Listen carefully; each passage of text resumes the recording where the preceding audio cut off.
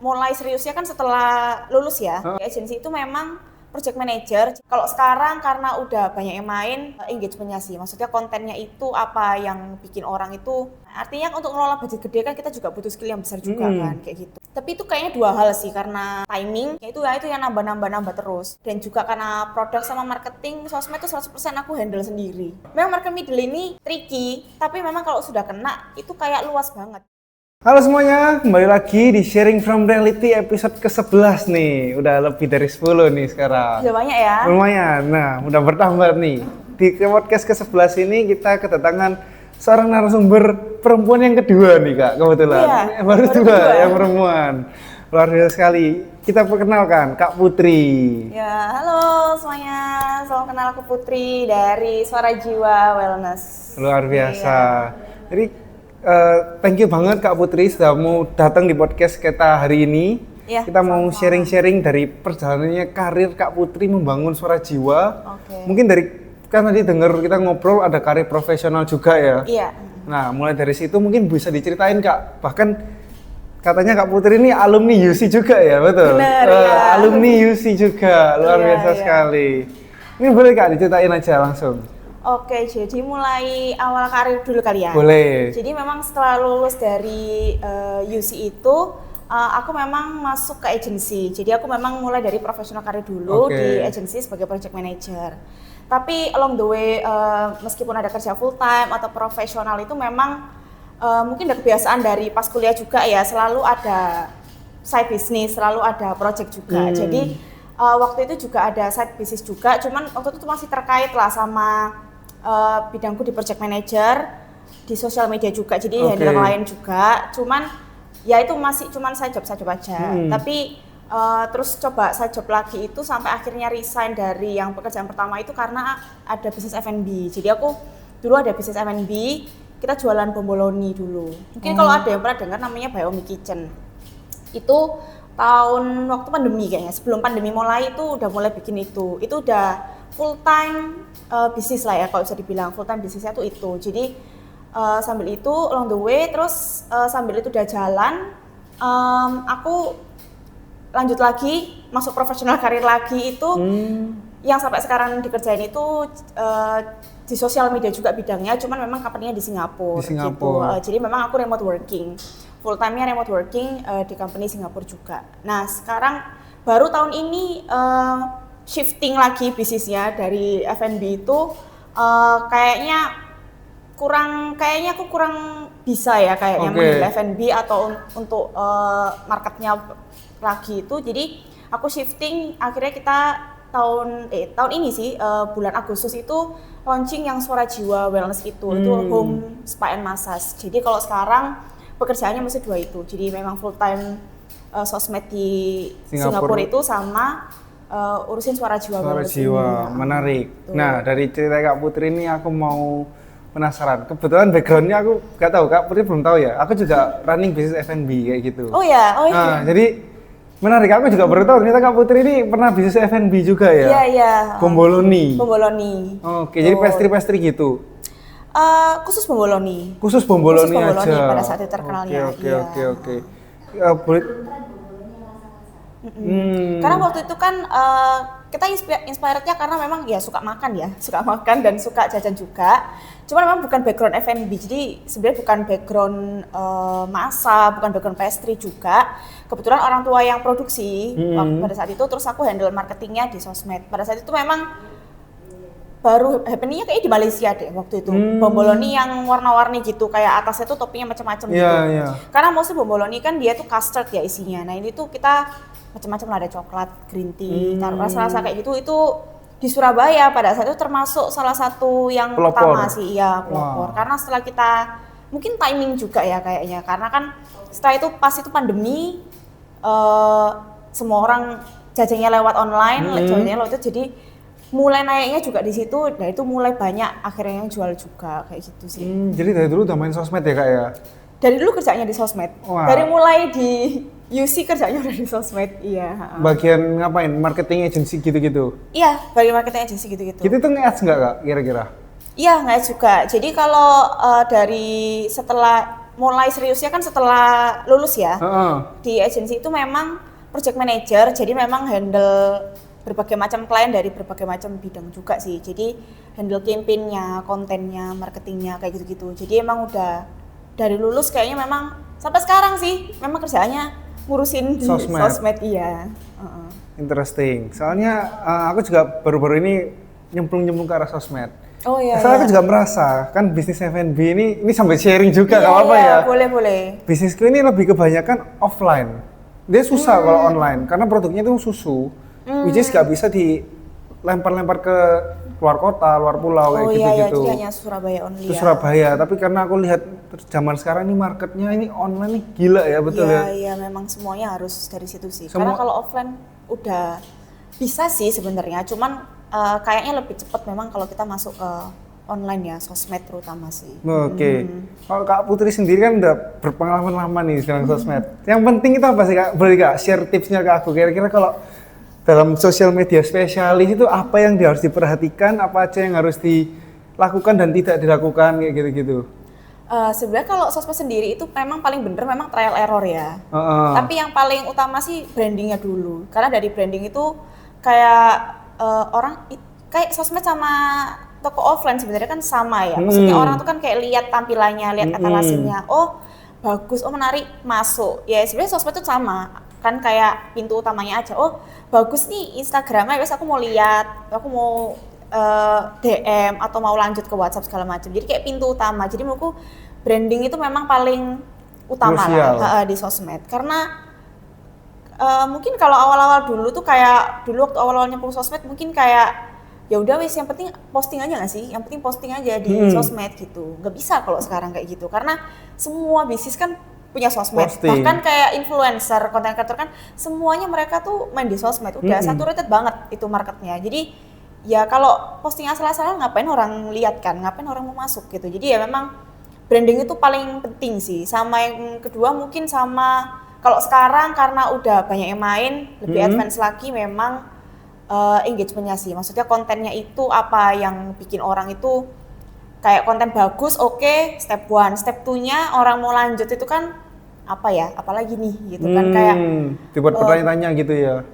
Iya, jadi kayak lebih, maksudnya bagus aja, semua sekarang bikin sosmed bagus gitu kan. Terus kalau selain bagus tuh apa gitu, jadi memang harus ada kayak hook-nya, engaging-nya tuh apa, kayak menariknya, makanya banyak konten-konten yang kayak clickbait itu kadang-kadang works karena memang orang-orang ya jadi attention-nya udah apa nih gitu. Jadi menurut aku agak eksperimental sedikit gak apa-apa, agak aneh dikit di sosmed tuh gak apa-apa biar orang tuh dapat kayak attention-nya gitu loh. Purple count-nya gitu ya. Iya, benar. Oke. Kalau menurut Kakak di dunia sosmed zaman sekarang seberapa penting sih kita bakar duit atau kita alias kalau mau bikin digital brand, digital apa, kita harus kan ads lah, nge-boost. Benar. Penting banget nggak ada kayak gitu? Atau sebenarnya nggak penting? Kalau punya skill gitu. Oh iya. Skill issue. Skill issue. Benar-benar. Sebenarnya dua-duanya perlu ya. Kayak cuman kalau antara bakar duit dan enggak sebenarnya balik lagi ke bisnis masing-masing. Kalau dari pengalamanku pribadi memang pada saat jalanin usaha sendiri di sosmed sama pegang klien memang kan beda ya. Biasanya klien memang punya budget lebih besar untuk bisa, tapi bakar duit gak menjamin sosmednya jadi naik juga kan? Apa maksudnya? Kalau sosmednya naik bisa jadi, tapi nggak ada sales. Kalau kita sebagai business owner kan sebenarnya masuk sosmed, betul. Ya nggak bohong juga tujuannya adalah sales ya, tujuannya kan omset kayak gitu. Jadi kadang engagement bagus tapi nggak ada omset. Atau bahkan udah bakar duit banyak, engagement nggak ada, omset nggak ada juga gitu. Jadi sebenarnya dua-duanya penting sih. Antara punya budget iya, skill juga iya. Skill juga iya. Benar, kayak mungkin mungkin punya budget sekian gitu ya, tapi skillnya nggak sampai sana. Artinya untuk ngelola budget gede kan kita juga butuh skill yang besar juga kan, kayak gitu. Jadi disesuaikan aja sih.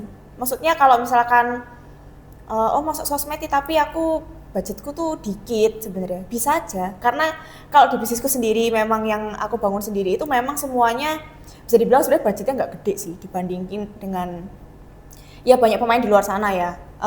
Secara budget memang nggak besar sih sebenarnya menurut aku ya. Karena pinter-pinter ngolahnya aja dan harus telaten sih memang. memang harus telaten gitu. Kadang bisa kita serahin, kalau punya budget gede mungkin bedanya bisa diserahin ke agensi ya, atau bisa diserahin ke pihak ketiga gitu yang mau ngelola. Tapi menurutku sebagai business owner harus tahu juga kayak sebenarnya yang mau disampaikan di sosmed kita ini apa sih, goalsnya tuh apa, mau engagement aja, beres aja supaya budget marketing yang dikeluarin itu ya on point sesuai, gitu ya. on point sesuai sama targetnya kayak gitu sih. I see. Terus boleh nggak Kak, mungkin sharing dari pengalaman Kakak, campaign-campaign yang pernah berhasil dulu-dulu itu loh, boleh nggak diceritain? Itu campaign buat yang klien atau yang Bebas, mungkin boleh dua-duanya bebas. Kalau campaign yang berhasil mungkin kebanyakan kalau waktu aku kerja itu di bidang skincare ya, karena klienku dulu banyak dari skincare juga. Oke. Jadi campaign skincare dulu itu kayak mungkin dulu masih endorsement ya, endorsement kerjasama, produk collab kayak gitu-gitu tuh yang works. Jadi aku collab sama brand A sama brand B, jadi antar brand itu collab kayak gitu-gitu. Terus pakai influencer yang memang udah gede mungkin di Jakarta gitu, karena waktu itu target marketnya sudah nasional bukan Surabaya lagi kayak gitu. Jadi kayaknya itu campaign yang paling gede pada saat aku kerja waktu itu. Kalau misalkan usaha sendiri sebenarnya yang F&B itu kan aku sebenarnya coba-coba usahakan juga udah lumayan banyak ya dari mulai kuliah itu. Kayaknya yang F&B itu yang paling bisa dibilang paling viral ya pada saat itu. Karena tapi itu kayaknya dua hal sih, karena timing dan juga karena produk sama marketing sosmed itu 100% aku handle sendiri gitu. Jadi bahasa di story, bahasa di feed, bahasa itu tuh bukan bahasa brand sebenarnya, itu bahasaku sendiri yang sebenarnya customer mungkin juga bisa lihat gitu. Kalau ini tuh yang pegang kayaknya bukan admin deh gitu, karena yang balesin DM juga itu tuh biasanya aku juga gitu. Karena kan aku waktu itu full time memang ngurusin itu ya. Jadi pada saat itu yang paling viral sampai bisa dibilang satu Surabaya sih. Aku sendiri juga nggak expect pada saat itu, karena kita nggak keluar duit, bahkan kita nggak keluar duit untuk endorsement sama sekali. Purely ads aja, dan itu ads tuh budgetnya kecil banget sih pada saat itu, budgetnya kecil banget. Boleh spill nggak? Ads ya waktu itu. Mungkin kalau kecil dulu, ini kan relatif kecil. Benar sih, benar. Jadi kalau yang namanya itu By Omi Kitchen ya, itu tuh kita waktu itu start ads itu di 30.000 per hari. Dan itu cuma seminggu. Jadi 30 hari kecil itu kecil banget kan pada saat itu. 30 hari dalam waktu seminggu. Ya itu balik modalnya sih udah nggak kehitung-hitung ya. Iya, udah banyak banget. Akhirnya naik tapi ya regularly lah. Kita tuh budget ads pada saat itu 1 juta per bulan lah. 1 juta per bulan itu untuk advertisement. Nol endorsement nggak ada. Tapi influencernya beli sendiri. Jadi kita dapat kayak organic review gitu dari influencer, dari orang-orang itu memang organiknya itu yang nambah terus. Orang baru datang dari ads, terus mereka review sendiri, influencer beli sendiri. Aku bahkan nggak tahu itu dia belinya kapan, ininya kapan, aku nggak tahu. Jadi memang dari situ sih besar. Jadi mereka kalau aku tadi bilang budget marketingnya harus gede, sebenarnya nggak juga. Ya timing sama strategi sih sebenarnya. Menarik. Sebelum kita masuk ke suara jiwa ini, boleh kan kita bahas F&B-nya dulu nih? Boleh. Karena relate ya F&B. Relate juga, soalnya menurutku menarik nih. Karena tadi ada timing, marketing dan juga produknya. Menurut Kak Putri, yang lebih penting mana? Inovasi produknya. Karena aku lihat produknya juga berinovasi kan itu. Bromboloni yang warna-warni gitu ya, betul ya? Iya, benar. Nah, lebih penting itu atau marketingnya sih? Yang menurut Kakak lebih ngaruh di bisa viral kayak gitu itu apa? Oke, kalau menurutku dua-duanya penting memang ya. Tapi yang paling penting yang krusial ya kalau 100% ya kayak produk mungkin 40% lah. 60%-nya itu marketingnya gitu. Karena pada saat itu yang jual bromboloni kan memang banyak banget ya, dan memang saingan kita itu, kita kan istilahnya aku kan kecil banget ya, rumahan gitu. Dan aku online base, aku nggak ada offline store. Dan pada saat itu aku tidak pernah pameran juga. Aku pameran baru di tahun ketiga itu baru ikut pameran gitu. Jadi nggak pernah sama sekali ikut pameran, tapi omsetnya datang terus. Apalagi gulung pada saat hampers ya. Kalau F&B mungkin paling panen tuh memang pada saat hampers. Nah itu kalau bisa dibilang sih memang marketingnya juga yang penting gitu. Karena banyak saingan. Kalau misalkan marketingnya itu cuman oke, aku punya produk bagus, terus tak tampilin di sosmed, fotonya bagus. Ya udah, that's it gitu. Akan kalah juga dengan pemain-pemain gede atau mungkin pada saat itu Bombo ini banyak banget akhirnya kan di Surabaya itu. Ya udah kan orang kan ya udah sih berpindah kayak yang gitu lain ya. juga bagus kok fotonya gitu. Sama rasa memang penting, tapi kan rasa itu another step ya kalau orang sudah beli. Iya. Ini kan untuk orang supaya beli dulu, Betul. coba dulu kan. Jadi memang market itu memang penting. Jadi foto mungkin bagus iya, tapi foto bagusnya kayak gimana ya biar beda kayak yang lain gitu. Karena yang aku coba sendiri pada saat itu aku foto pun itu belum kayak profesional Fotografer gitu ya. Fotografer karena aku aimnya kayak dan target market ya sebenarnya. Marketingnya terkait target market ya. Jadi target marketnya kayak udah harus jelas juga gitu. Pada saat itu target marketku tuh middle lah.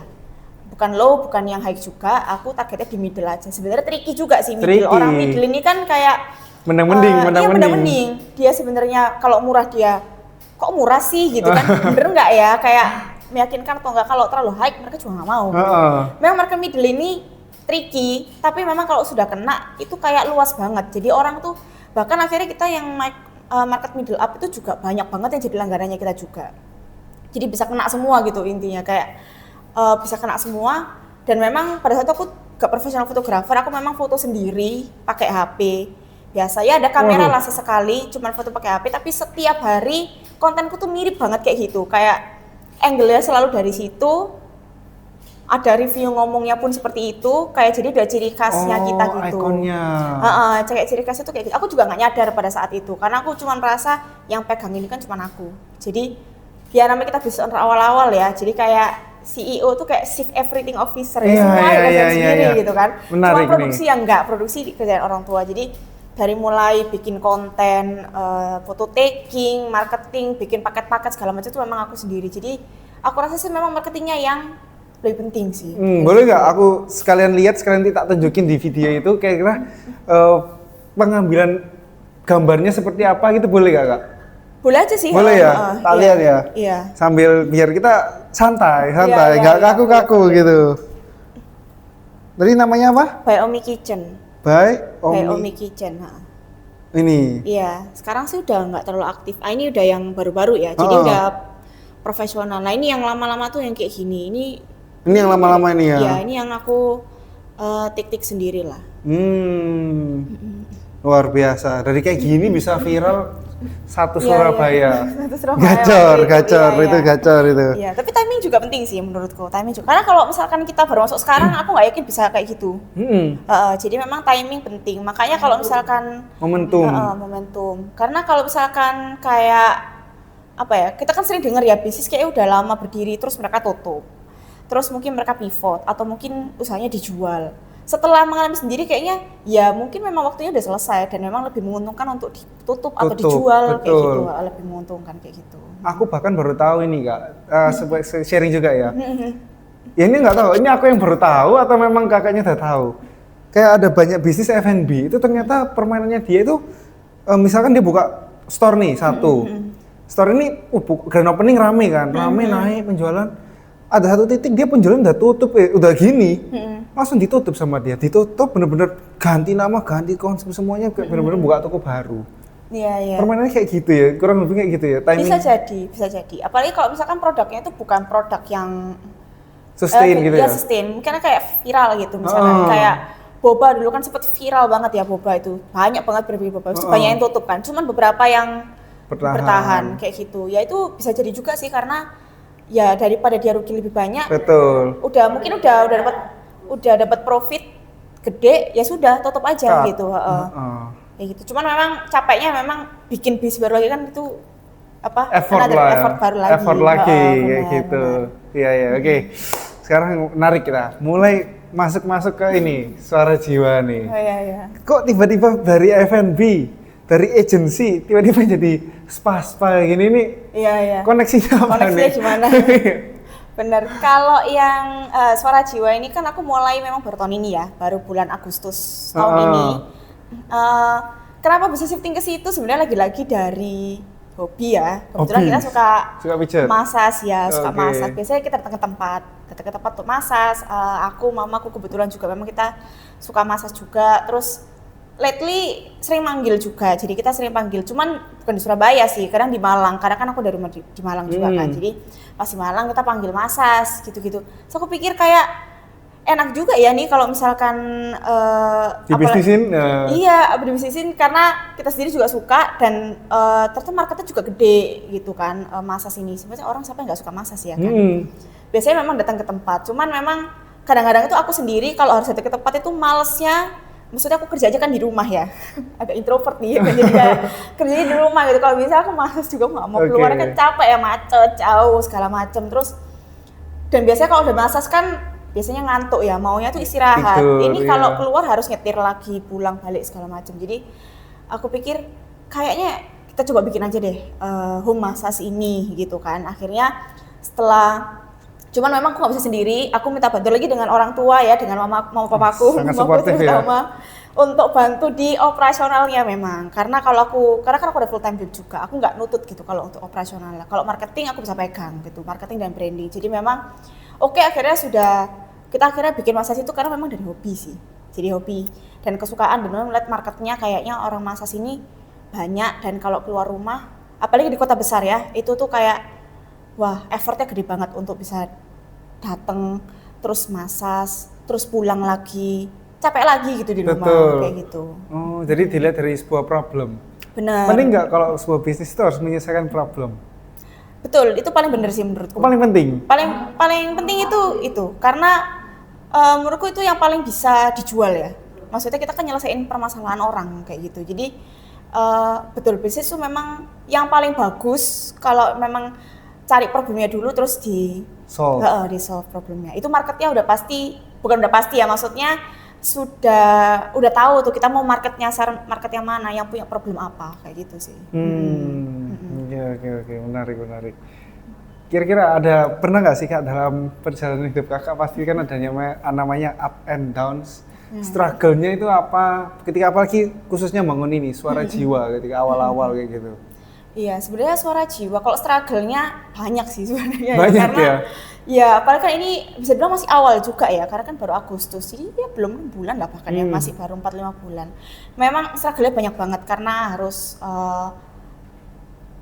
bikin market baru ya istilahnya. Human resource-nya susah nggak sih biasanya kayak gitu kan? Human resource-nya susah banget di awal, karena kita kan cari terapis ini kan, karena kan kita ini kan jasa ya, dan kita harus cari terapis kan. Aku sendiri ya nggak bisa massage gitu, aku cuman suka massage aja gitu kan. Jadi kita harus cari terapis yang memang sudah profesional, berpengalaman, bahkan punya sertifikasi. Itu memang sulit sih, awal-awal tuh wah sulit banget cari terapis kayak gitu ya. Dan ini kan konsepnya, tapi mereka sebenarnya sudah familiar ternyata dengan konsep yang datang ke rumah.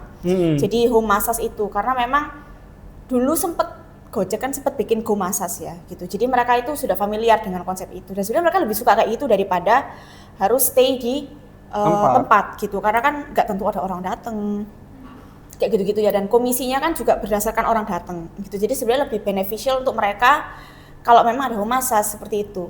Cuman memang cari yang skill ini loh yang sulit banget gitu. Kalau kita ngajarin dari awal, aku pikir ini kapan jalannya ya. Kalau kita, dan kita sendiri kan juga harus belajar berarti, atau nggak cari trainer. Nah, itu sulit banget memang SDM-nya. Kalau jasa ternyata baru menjalani ya. Kalau jasa memang sulitnya tuh di situ. Tapi memang lagi-lagi dibantu orang tua untuk operasional itu ya, untuk cari terapis dan segala macam, kerjasama dengan pihak-pihak itu, akhirnya kita bisa terbentuk gitu. Dan sekarang meskipun masih awal, tapi kita sekarang so far kalau operasional itu paling gede marketnya memang di Jakarta, Jabodetabek sama Surabaya kayak gitu. Jadi itu karena ya dari memang kalau human resource memang paling capek, dan itu akan, aku rasa sih semua bisnis saya berjalannya waktu akan terus capek dengan human resource. Jadi kayak ya relate. Iya benar kan. Nah, gimana Kak cara bagi waktunya? Aku lihat ada cabangnya, ada 3, ada di 3 kota besar ya, Jakarta, Jabodetabek, Surabaya. Jadi Jabodetabek, Surabaya, Sidoarjo. Nah, tambahan lagi kerja Singapura. Gimana tuh handle-nya? Jadi kalau sebenarnya kita bagi waktu aja sih. Kalau misalkan jam kerjanya, aku kan jam 9 sampai jam 6 sore. Yaitu full memang ngurusin full time job gitu, memang full time job. Tapi memang kan aku kerjanya di rumah ya. Jadi untuk shifting ke usaha sendiri berarti kan 9 to 9-nya itu yang ngurusin bisnis sendiri gitu, ngurusin suara jiwa sendiri kayak gitu. Shiftingnya memang ya kita bagi waktu aja sih. Mungkin udah kebiasaan dari dulu selalu ada kayak gitu ya. Jadi udah kebiasaan. Memang kalau dibilang pusing apa enggak ya pasti pusing ya. Cuman ya gimana lagi ya, namanya kita ya kalau mau usaha pasti nggak mungkin nggak capek, nggak mungkin nggak pusing ya. Jadi ya udah dinikmatin aja sih. Cuman beruntungnya karena remote ya, jadi aku nggak perlu kayak mobile dari kantor ke sini gitu. Jadi ya udah setelah tutup laptop di full time job ya tinggal buka laptop lagi untuk urusin bisnis sendiri kayak gitu. Iya. Menarik. Ini kan agak kontrol dikit nggak apa-apa ya Kak ya? Iya. Misalkan aku ini customer nih. Iya.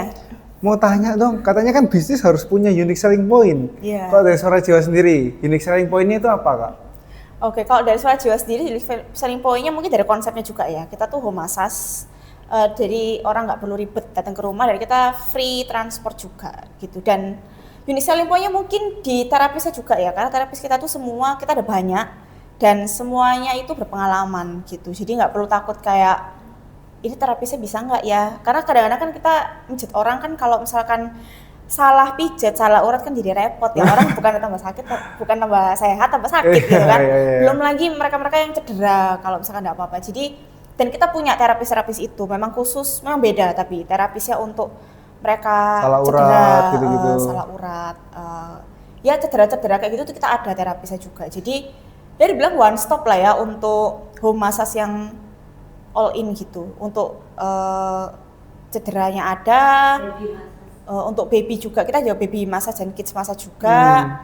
Terus spa yang pakai scrub, pakai pokoknya kayak bukan cuma pijit doang itu kita juga ada. Jadi ya semuanya saya bilang kita one stop sih sebenarnya. One stop ya, pokoknya tinggal telepon, bayar, nanti datang semua, peralatannya juga semua gitu. Iya, jadi dan ini bisa borongan ya. Misalkan kita sering dapat itu kayak couple atau dia sama anaknya mau massage bareng kayak gitu tuh bisa ya kan, nanti tinggal datang aja terapisnya 2 atau 3 orang langsung massage bareng-bareng kayak gitu. Satu keluarga, kadang-kadang teman-teman lagi ngumpul pengen refleksi kaki 5 orang gitu ya, tinggal booking aja 5 terapis ya barengan, udah datang semua bisa massage barengan kayak gitu.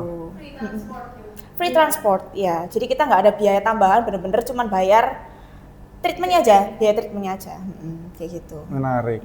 Pakai teknologi nggak Kak? Pakai AI gitu nggak? Kalau sekarang sih belum ya, mungkin kedepannya sih sudah mulai banyak kayaknya harus deh gitu, karena gitu ya. Sekarang kita masih manual memang, pakai admin lewat WhatsApp gitu, karena memang masih mau pelajari ya, karena kan customer ini biasanya banyak request, mungkin ada yang punya langganan, karena sudah banyak yang punya langganan terapis kan, aku mau sama mbak ini, aku mau sama mas ini, kayak gitu-gitu. Jadi itu kayaknya agak sulit ya kalau harus kita pakai AI atau segala macam gitu, itu masih harus personal. Iya, benar. Boleh. Jadi gini, sebenarnya kenapa Suara Jiwa itu massage ini omset kita terbesar di Jabodetabek, wilayah Jabodetabek. Itu karena si Putri ini tampilan Instagramnya itu menarik perhatian salah satu influencer. Jadi kita nggak pakai bayar, nggak pakai apa gitu, dia suka banget dengan tampilan create Instagramnya dia. Jadi yang perlu saya garis bawahi di sini teman-teman, kalau mau buka bisnis memang nomor 1 memang media sosialnya itu loh. Itu kita nggak pakai apa-apa, itu dia menarik. Dan bisa disebutin namanya nggak sih? Boleh nggak sih? Oke, boleh sih. Boleh ya? Jadi, Maria Karina. Maria Karina sama Virgos Gosali itu kita tanpa bayar, tanpa apa, dia pakai Suara Jiwa, dia post dong. Nah itu yang bikin kita Jabodetabek itu benar-benar merata banget, sampai dari PIK 1, PIK 2, Tangerang, BSD, Bekasi, omsetnya dari situ. Dan kita nggak nge-ads loh, nggak ads kita, nggak endorse juga.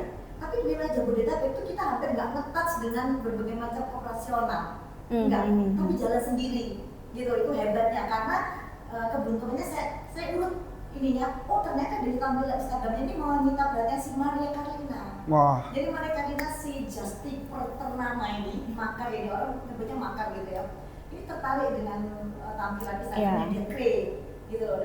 Dan oh ya udah, berarti Putri memang expert di bidang itu. Jadi yang saya share di sini adalah memang tampilan kita untuk create Instagram apapun itu, mau kita juga banyak mau di Threads ya, mau di TikTok segala macam, itu memang kita harus fokus di situ. Jadi memang mau dalam pakai ads atau segala macam, nanti ada faktor keberuntungannya itu, ada orang-orang tertentu yang dia famous gitu, dia tertarik hanya dari tampilan Instagramnya, kemudian dia menghubungi Putri gitu. Kayaknya aku mau kasih ini deh kalau kamu mau apa namanya ini? Ya kayak free promote gitu. Free promote. Nah, berawal dari situ lah. Iya. terbuka market Jabodetabek. Iya, iya. Pada awalnya kita ngeri banget itu hutan belantara loh ini loh kita masalah Iya. Jakarta ya nggak sih? Kita orang Surabaya banget masalahnya. Ah. Dia minta kita ekspor ke Jakarta.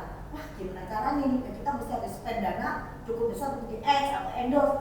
Kamu bilang waduh, ya kebetulannya memang dari kawan media untuk mengkreat media sosial itu sangat bantu banget gitu. Iya. Terapisnya dapat dari mana? Nah, terapisnya kita memang tanpa dari perjalanan waktu memang ada bekasnya, mantannya manajer dari Gomasas itu dia menghubungi kita untuk ajak kerjasama gitu. Dia punya stok terapis di seluruh kota, namanya Gomasas berarti kan all Seluruh Indonesia, dan ya. mereka nganggur semua karena tutup sejak COVID itu tutup Gomasas ini. Mereka jadi anywhere itu ada gitu kan. Mereka menawarkan kerjasama. Ada salah satu ibu dia bilang saya koordinator Gomasas, mau nggak kerjasama sama kita? Mau dong. Ya mau banget gitu karena saya perlu banget ini yang ekstrim dan masas itu yang harus bersertifikasi apa segala macam yang tadinya jadi kendala besar buat kita. Kendala besar banget ini. Yeah. Kalau kita mau keluar dari going out dari Surabaya, kita mesti mikirin itu kan skill itu yang punya skill ini. Ya di situ kan alhamdulillah itu kita ketemu nih dengan orang Gomasas. Kita ajak belajar tidak apa-apa, keuntungan kita dibagi, tapi kita bisa bermain quantity. Betul, it's okay. Kalau itu sih nggak apa-apa. Tapi Ya. kita bisa, the market semua kita bisa kuasai.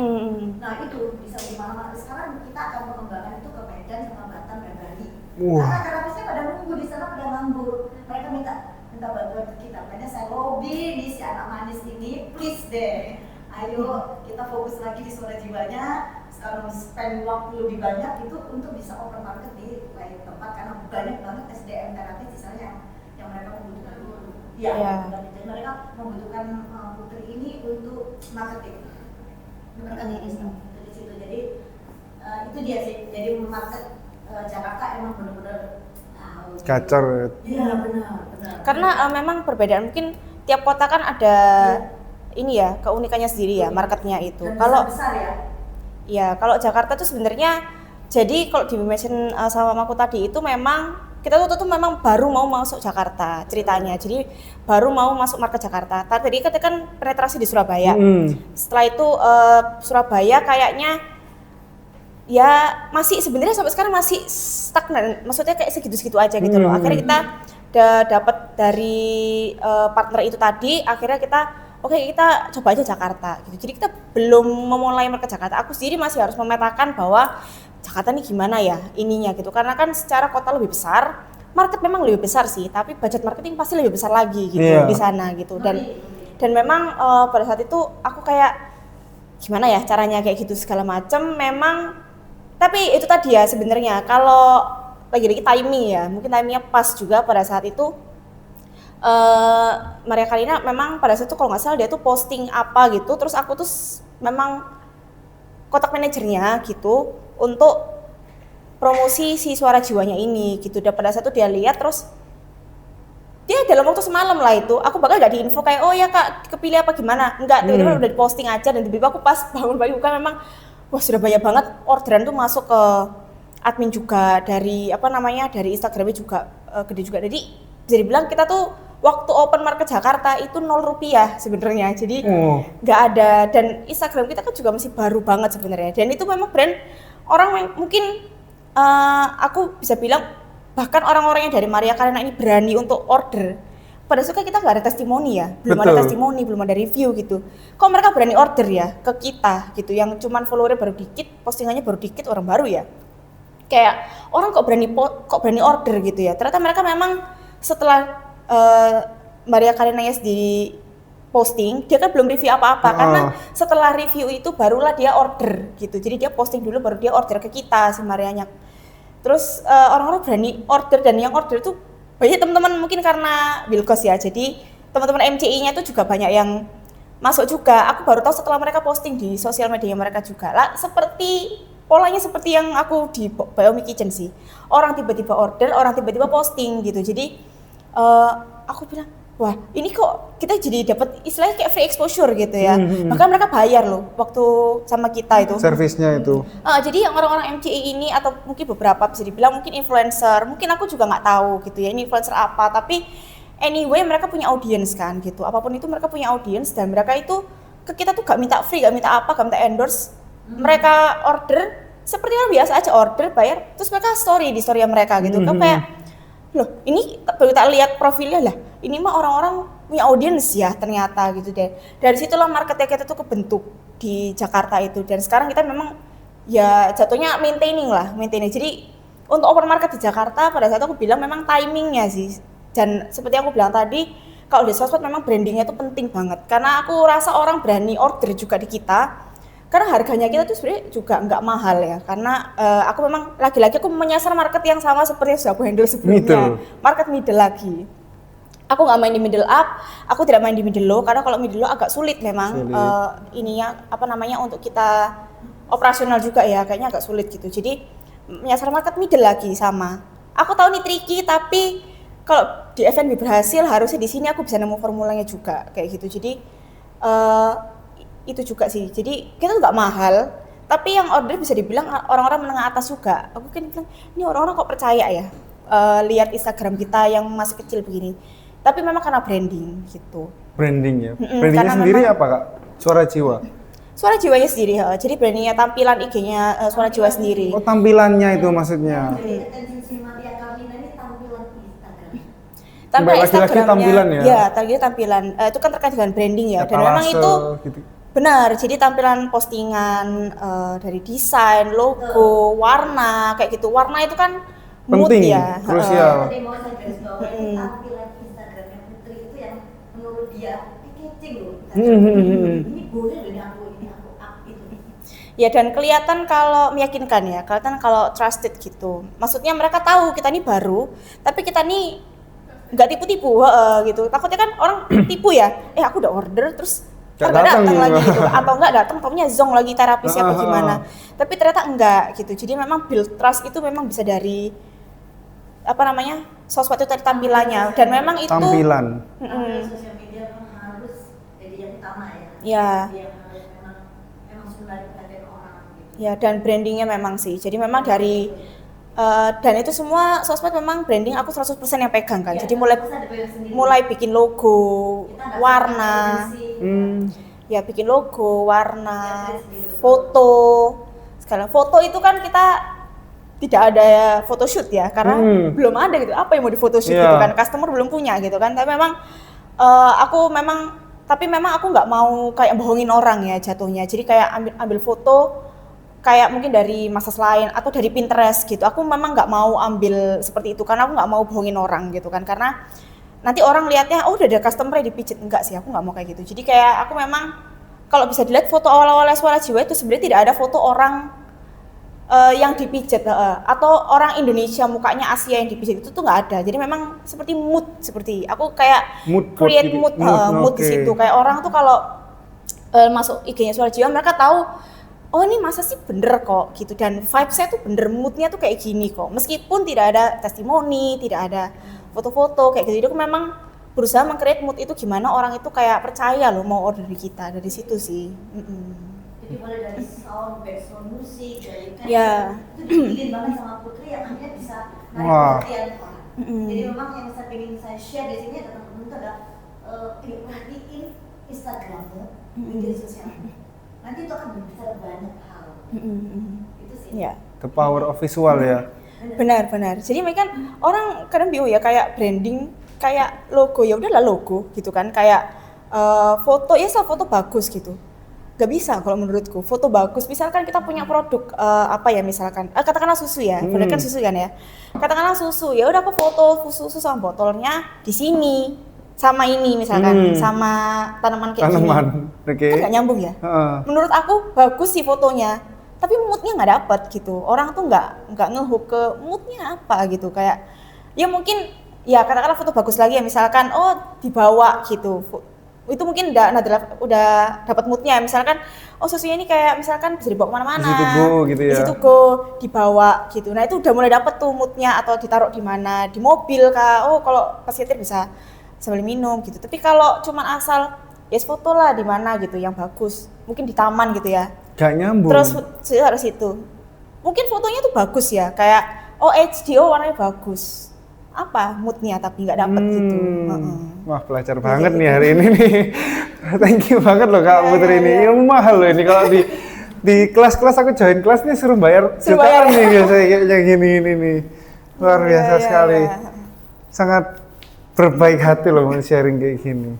Ya karena kan ini kan aku juga ini kan juga by trial error juga ya. Karena aku juga mempelajari kayak misalkan dari pegang klien, dari kerja di bahkan kantorku yang sekarang yang Singapura itu kan IO ya, jadi dia banyak bermain dengan experience. Meskipun aku nggak pegang eventnya, aku nggak pegang as event organizer, tapi kan aku di sini sebagai marketing. Jadi aku tahu bagaimana mereka tuh nge-create experience ini tuh, experience ini tuh penting loh gitu. Bahkan bau aroma ya, terus musik itu tuh bisa create mood yang ternyata tuh penting untuk orang tuh bisa decision mau pakai jasanya atau enggak, mau beli produknya atau enggak. Ternyata tuh penting sih memang dan itu bisa jadi ciri khas lah, beda dari yang lain memang. Gitu. Iya, luar biasa sekali. Nambahin nggak Bapak ya? Boleh. Bisnisnya sepele banget. Banyak orang melakukan itu. Banyak orang jualan susu. Banyak orang bikin home care messes. Banyak Setuju. Tapi bagaimana kita juga bisa bermain spesifik gitu kan? Curi experience dari mana-mana kan nggak apa-apa. Setuju. Benar. Jadi nggak usah takut mau produknya sama, pasaran di luar, nggak masalah itu, nggak masalah banget gitu loh. Jadi sekarang siapa yang kira gitu kalau kemudian potensi dari aku dikit aja kasih spill dikit-dikit gitu ya, kalau bisa sampai 50 juta per bulan gitu loh, ya toh dari satu kota, why not gitu loh. Nggak banyak modal yang keluar gitu. Kalau memang fokus untuk mikirin bagaimana media sosial ini berbicara, visualnya berbicara di depan gitu. Jadi ya emang itu sih, jadi kalau bisa kan cuma nggak banyak keluar tenaga ini, kita nggak banyak keluar kos nih di Jakarta, tapi bisa 50 juta per bulan, bersih loh maksudnya, bersih loh, itu kan bersih. Tapi kita bagi hasil sama terapis, dan kita memberikan terapis jauh lebih besar dari yang kita. Iya. Jadi memang kalau kita ngomong perkara omset atau profit, kalau misalkan mau bikin bisnis biar ya memang tujuannya kan memang supaya dapat profit ya, supaya dapat omset, memang dapat income gitu. Tapi aku rasa di awal sih nggak usah lihat itu dulu lah gitu, karena aku toh pada saat bangun bisnis ini aku nggak ngambil keuntungan sama sekali. Memang kita puter-puter lagi lah gitu ya. Kalau misalkan udah teman-teman yang bisnis kan juga pasti kayak banyak melakukan itu gitu, bahkan nggak gaji diri sendiri di awal-awal gitu kan. Jadi puter-puter lagi. Memang kalau aku kenapa ngambil middle-nya, karena aku targetnya adalah main di quantity. Kenapa? Mungkin kalau middle up kita bisa ngomong ambil profit banyak ya, tidak terlalu bermain di quantity, tapi lebih ke kualitasnya bener-bener mungkin harus bintang 5 lah, 5 star gitu ya. Tapi aku melihat market middle dan aku memang sudah pernah pegang market itu dan berhasil, jadi aku pikir itu yang tak sasar juga. Jadi memang dari harga, dari kayak gitu itu memang disesuaikan dengan target marketnya juga sih, target middle-nya itu tadi. Luar biasa sekali, menarik. Nih sekarang kita masuk ke ini aja Kak, langsung ke community. Karena aku juga lihat tuh ada selain Suara Jiwa ini ada ini apa, Harmony Soul. Benar. Harmony Soul kan katanya community dari Suara Jiwa itu sendiri. Nah, apakah itu merupakan strategi atau campaign juga dari Suara Jiwa ini? Benar.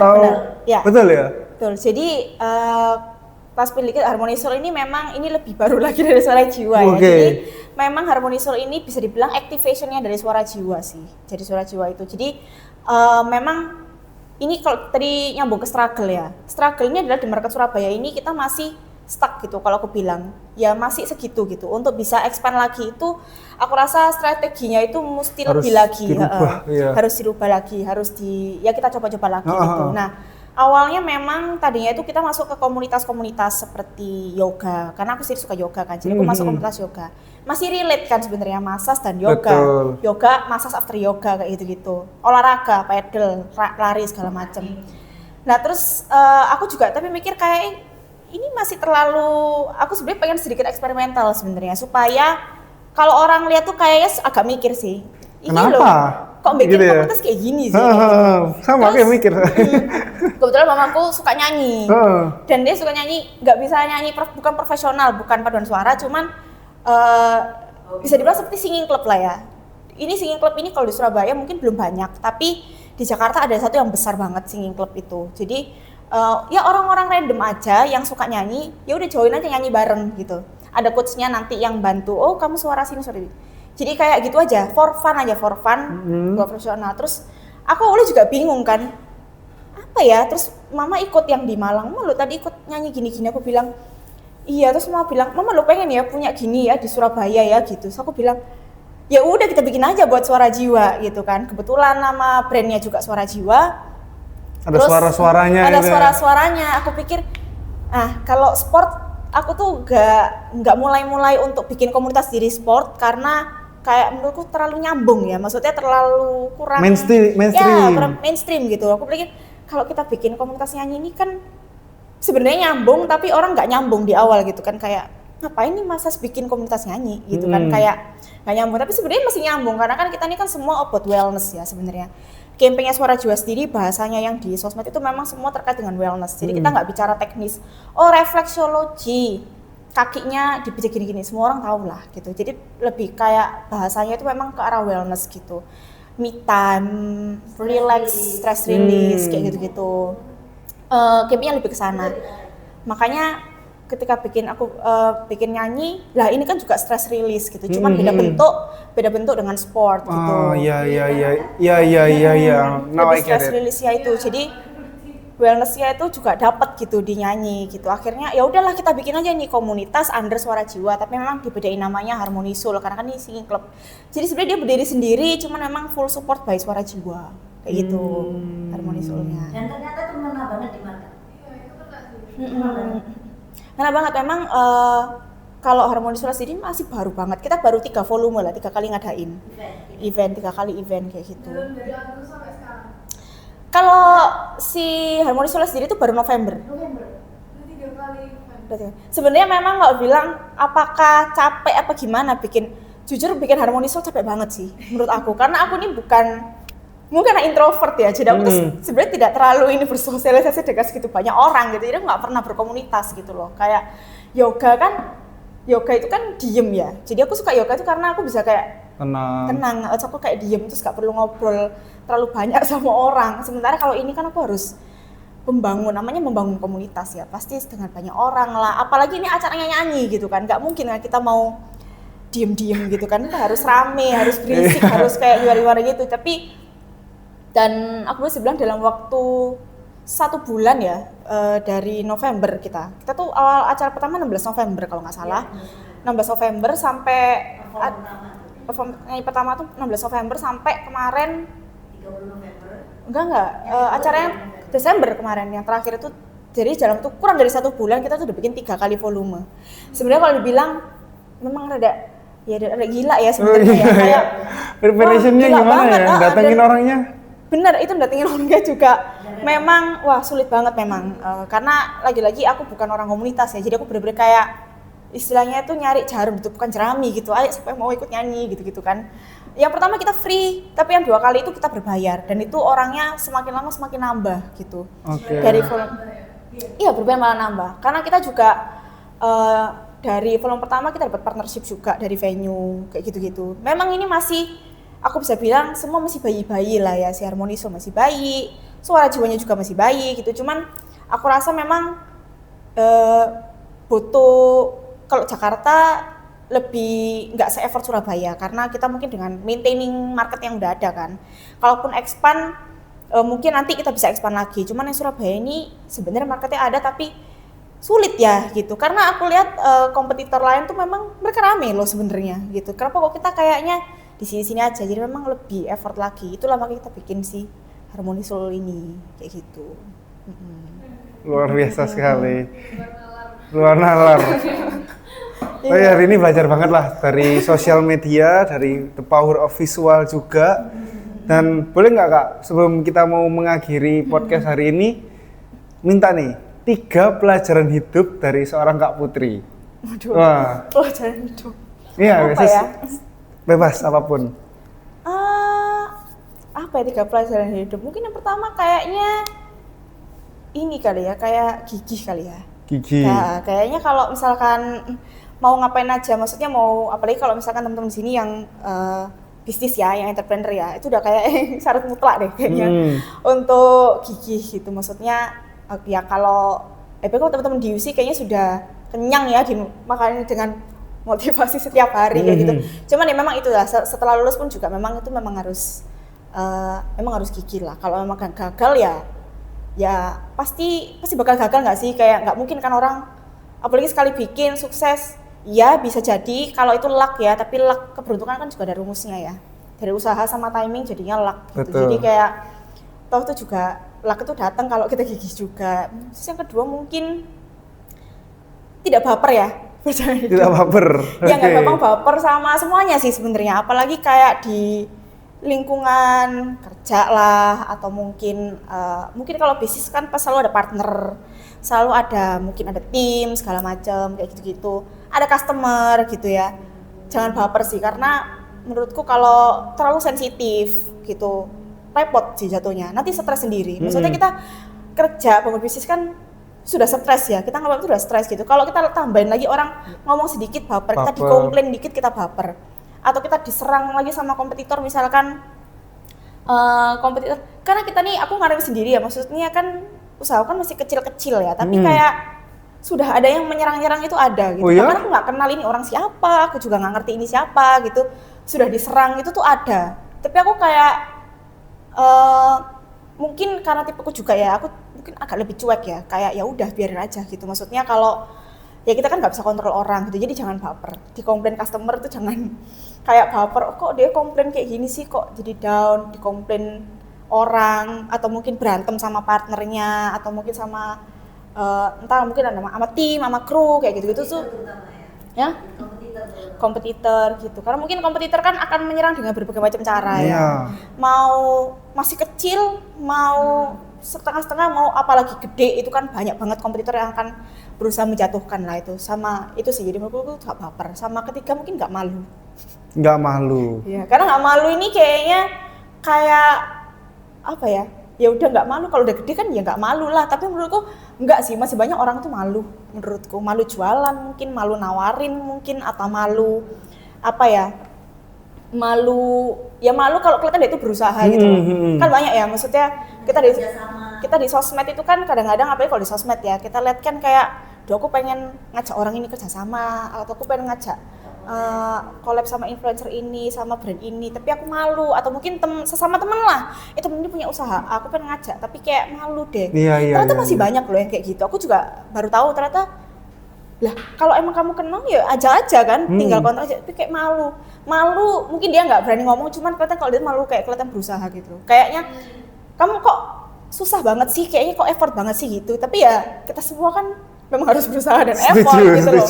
Tahu juga kayak kalau kita malu juga, emangnya siapa gitu, maksudnya kalau kita pun dijudge ya, itu balik ke yang nomor 2 ya, jangan baper gitu. Maksudnya dijudge ya tidak ada kontribusinya sama kita, ngapain kok kita baper atau kita malu. Jadi mungkin itu sih yang gigih, terus gak baper sama gak malu sih. Jadi kayak muka tembok aja jalan. Thank you so much Kak Putri, udah meluangkan waktu, udah sharing berbagi ilmunya juga hari ini. Ya, semoga bermanfaat ya. Dan see you guys in the next podcast. Bye bye. Keren. Thank you ya Kak ya. Iya, thank you ya. Thank you.